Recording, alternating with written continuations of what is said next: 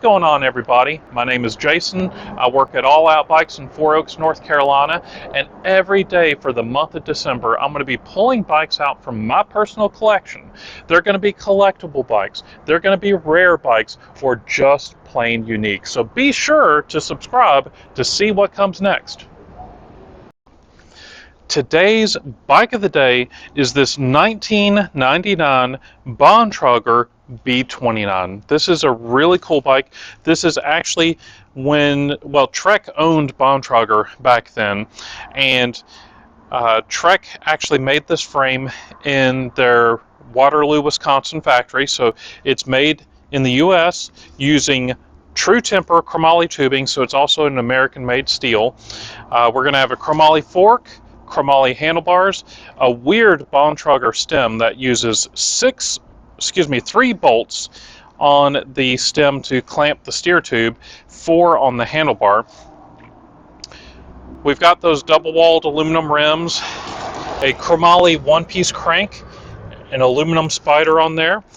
It's going to have a freewheel because this is an older bike, but it does have some very nice, powerful V-brakes on here. But if you'll notice right here, it's actually got a mount for cantilever brakes because it was still back then whenever cantilevers were still kind of around.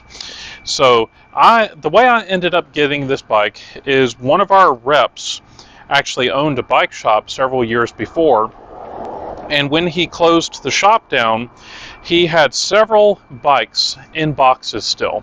And this one, whenever I bought it, he had taken it out of the box and he actually built it up and he rode it around the neighborhood, he told me, like one time, and then never rode it again. And I believe him on that because there's hardly a mark on this rim from the brakes stopping.